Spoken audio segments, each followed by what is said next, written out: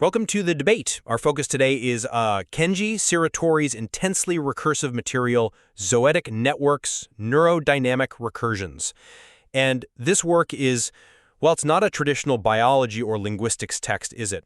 It's a deeply unsettling hypothesis about how stable systems, both, biological bodies and coherent languages, collapse when infection and communication become indistinguishable. That's absolutely right. Indistinguishable. Siratori forces us to confront that moment where the rules of grammar just completely break down because they'd been taken over by a kind of disease. We are discussing a scenario where the linguistic symptom is the storyline and the host is essentially, written into oblivion. Right. The material is built around this concept of pathogenic semiotics, essentially language acting as a virus that colonizes meaning itself.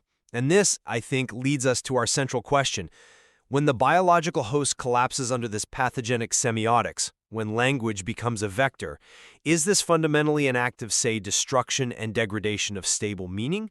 Or is this catastrophic failure actually the generative principle for a new, recursive, and, frankly, essential form of semiotic life, and a radical post-human individuation?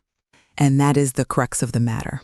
I maintain that the text primarily describes a profound pathology of failed reasoning and systemic degradation. Identity in this framework, it just dissolves into toxic recursive debris, resulting in a complete loss of definitional coherence. And I will be arguing that this collapse, this pathology, functions as a necessary generative grammar. The host's crisis is the language's opportunity, the birth of a new, durable inscription. That framing is precisely where we diverge. My position is founded on the claim that the apparent failure is the grammar of individuation itself. We have to discard the purely medical notion that pathology is just an absence of function.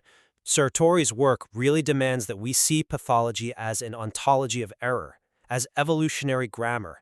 The failed process is described as functional. For instance, the mechanism of survival isn't healthy tissue, it's written as secular myelin topology, which describes this refolding wave of symbols over the nervous system, adapting to the infection.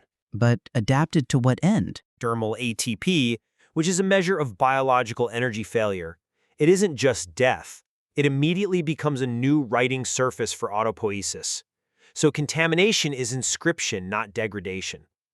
The polycephalum fungal grammar stabilizes biological noise into symbolic persistence. Furthermore, necrotic semiotics, which is often read as death meaning, is explicitly defined as a mechanism where meaning is parasitized into recursive glyphic residues. The collapse is not the end, it's the necessary structured engine of the new system. I just can't accept that structured debris equates to a generative grammar. While the process is recursive, I'll grant you that, the overwhelming evidence points to corruption and definitional failure, all driven by semiotic parasitism. The host system is marked by what he calls glossolalic cells that cannot process meaning. They are literally speaking in tongues because the linguistic input is incoherent. You speak of generative residue, but the source material is filled with descriptions of the symbolic wall of necrotic semiotics against which all previous stable meaning repeatedly breaks. It breaks, yes, but it leaves behind a trace. Reduced to a vulnerable symbolic idermal interface, completely exposed to the neurosemiotic pathogen. This is systemic decay. Cervical trophectoderm degeneration simply amplifies semiotic debris. The material itself names this outcome a pathology of failed reasoning. This is not evolution. It's a system so compromised that the intestine, supposedly an archive of self, secretes only a pathogenic bibliography. The host has been reduced to a polluted surface, a mere semiotic substrate. You cite necrosis as a symptom of collapse, but that's where our disagreement really crystallizes. You want to see necrosis only as biological death, a destructive residue. Well, that's because the text overwhelmingly emphasizes loss of conceptual clarity and, quote, transcriptional failures. The concept of literary necrosis in the philosophical zone archives measures stochastic failure, the inability to contain ordered thought. It's not a record of ordered thought, it's a record of the failure of containment and epistemology. And what about necroscribbling adhesion? That signifies the physical reality of death adhering to tissue.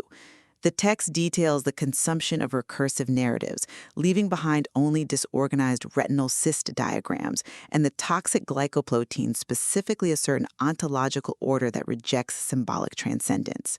This isn't creation, it's consumption leaving toxic, persistent debris. But I'm not convinced by that line of reasoning, because it focuses only on the destructive nature of the residue and it entirely ignores its resulting architectural function.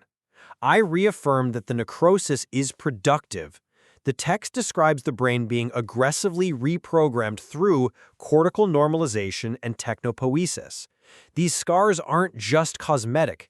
They are functional. They're described as productive architectures. Necrosis is specifically reimagined as an algorithmic metabolic structure. But hang on. That the mechanism of decay is structured does not make it generative. If I destroy a library and I meticulously catalog the debris, the catalog is a structure, sure, but the knowledge is still fundamentally lost. But the knowledge is only lost if we assume knowledge must be stable and coherent. The theoretical lesions you mention, the perspective nodules in computational memory, they aren't failures of erasure. They are a new palimpsest, a durable encoding of symbolic residues.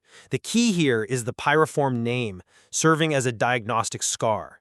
This scar accumulates elements, acting not as biological immunity that repels the infection, but as a forensic grammar of violence. The scar is the ledger that the system has survived the attack by writing the attack into its core structure. But ledger of violence implies a deep violation of previous integrity. You are conflating the persistence of a toxic residue with the generation of coherent meaning. That structure is the parasite structure. But if the structure of that debris, the wedge manuscript, described as a living parasite, is what advances the efficacy of radical memory by collapsing old categories, then the degradation is the method of inscription. The text survives by shifting its medium from biology to a pure semiotic trace. And that leads us directly to the function of language itself. If the integrity of the host is violated, the integrity of the language must also be compromised. You believe grammar is adapted. I believe it is infected and rendered incoherent. I see language and grammar as not destroyed, but transformed into pathogenic vectors, a powerful adaptive synthesis, far more resilient than its previous stable form. The parasite is explicitly the connective modifier of host grammar. This process turns metabolic waste excretion into what's called erotic adhesion, making grammar itself an infection that actively multiplies multilingual systems across the host. It's an aggressive, functional adaptation that ensures the text's survival. And at what cost to meaning? At the cost of stability, sure, but in favor of propagation. We see this acutely in the concept of functional adhesive pronoun ethics. Okay, let's unpack that. Because I'm sorry, I just don't buy that it's a functional adaptation. This functional adhesive pronoun ethics, where pronouns behave like protozoan spores embedding themselves into discursive structures. That's linguistic cannibalism. They are destroying the shared semantic space necessary for reliable communication, generating a maternal appetite of scars. The focus has to remain on the resultant pathological state. Aphasic congestion provides only echoes, meaning just dissolves in the attempt to cohere. Glossolalic poetry emerges as pathology. It's alien, forced, and incomplete. But the measure of success has shifted. You are holding on to a pre-pathogenic definition of linguistic success based on clarity and stability. In this new ecology, the system survives by maintaining recursive inscription through adhesion, even if that inscription involves decoherence. But the cerebrospinal language model is defined as a cellular inscription, a flow that stabilizes decoherence. It's a successful flow, yes, but it is a flow of nonsense, a collapse of the communicative bond. Look at the reference to Legionella. It fails precisely by losing interpretive stability. The organism becomes a symptom, a lesion writing itself through the host, trapped in the oscillation of collapse. That is not adaptation, that is structural decay made persistent. But if persistence is the new measure of success, the system has adapted. The text survives by merging infectious genre, and protozoan morphology at the lingual frenulum. The grammar becomes aggressively adaptive, yes, generating that maternal appetite of scars, which completely reconfigures subjectivity. The host doesn't communicate, it multiplies the vector. That persistence is the new form of structural integrity, expressed through immunofluorescence, which is described as a kind of epistemological stability achieved through the constant, cyclical visibility of the infection itself. The collapse provides the light by which the new grammar can be seen. You are defining persistence as integrity, but the persistence belongs to the parasite, not the identity of the original host.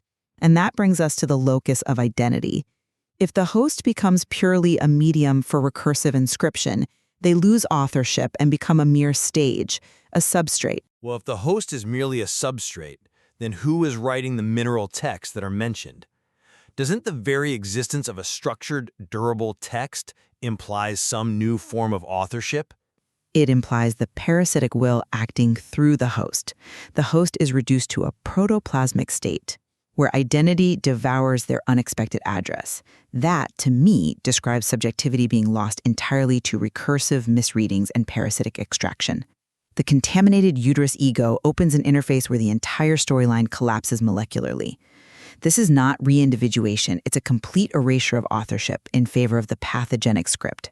The toxic nature of tau toxin, turning recognition into disciplinary cysts, and the failure to stabilize categorical information at critical interfaces. It just underscores that stable identity is impossible.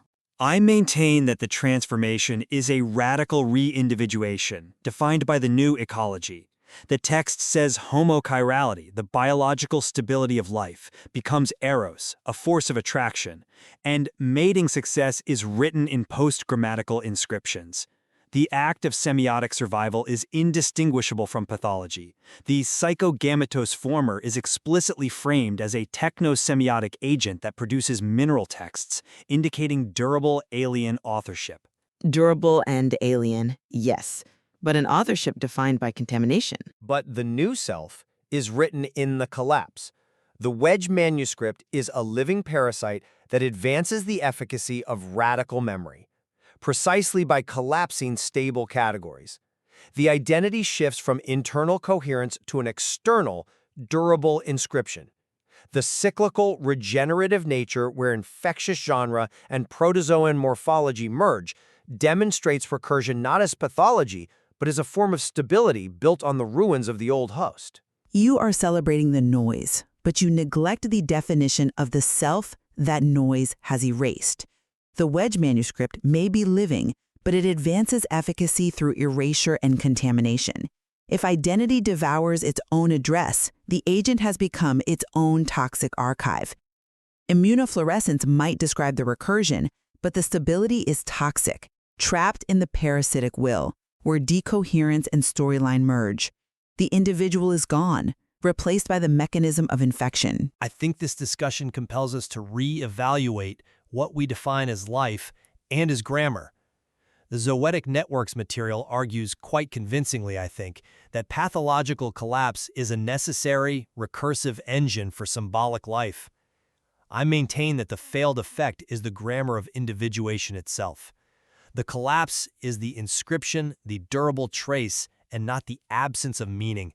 We witness the birth of a post-human ontology written in the scars of the host.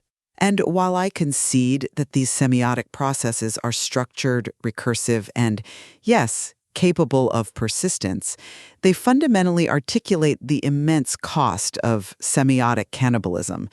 The material demonstrates that survival in this aggressive ecology is marked by toxic, unassimilable failure and a profound loss of core conceptual clarity. The noise is organized, but the host is consumed to fuel the script, leaving behind a persistent but ultimately toxic residue. We have explored whether the infection is the blueprint or the decay. Sartori's work forces us to confront this toxic yet fascinating convergence between biological infection and linguistic grammar, a tension that is far from resolved. Leaving the listener with the profound task of deciding whether this aggressive, recursive cycle generates a truly new ontology or simply the endless, persistent, and organized debris of collapse.